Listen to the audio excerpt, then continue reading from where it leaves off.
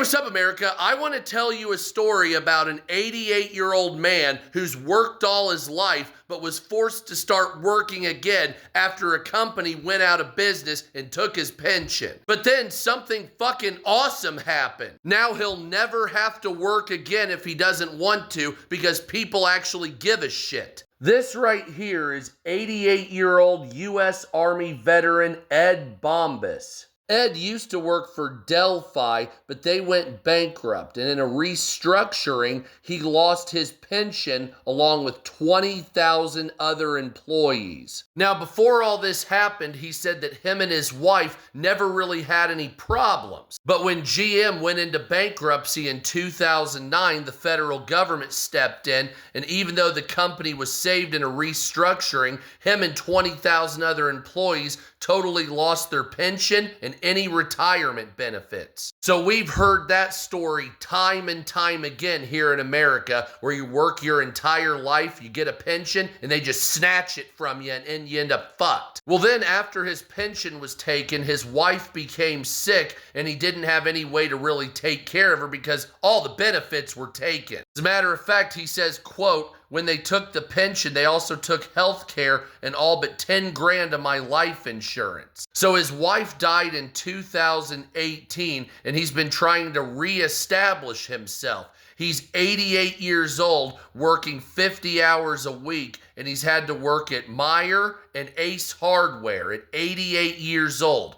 But this guy right here, an Australian influencer, heard about the story and came to America to do something about it, which led to this GoFundMe right here, which so far has raised $1.1 million for this 88-year-old veteran who now never has to work again if he doesn't fucking want to after his life was totally fucked by his company and the government.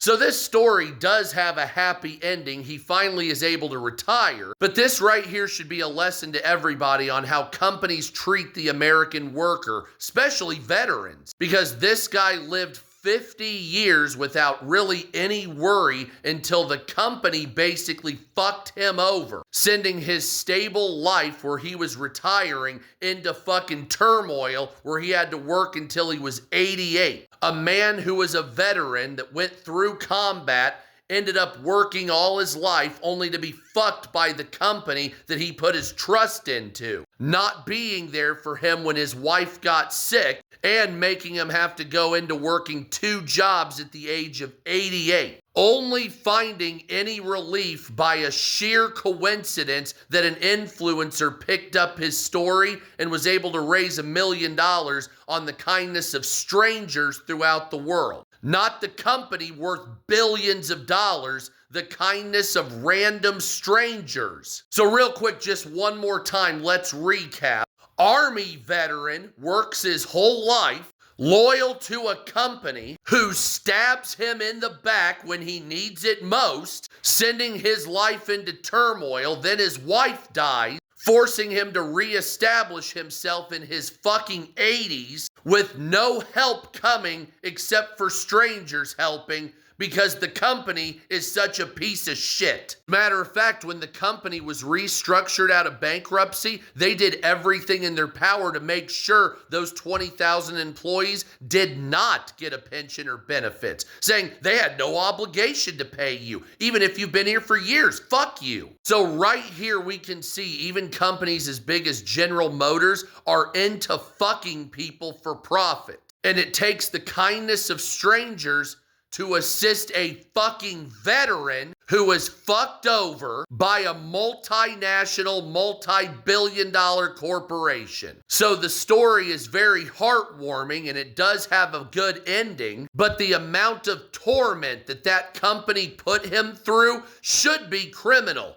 But it's celebrated by the rich. This story right here should tell you, 1, people aren't as big of dickheads as we all thought, and 2, wealthy corporations in America really have something wrong with them and they need to be forced to give benefits to their employees that are loyal. Forced! Especially if they're veterans.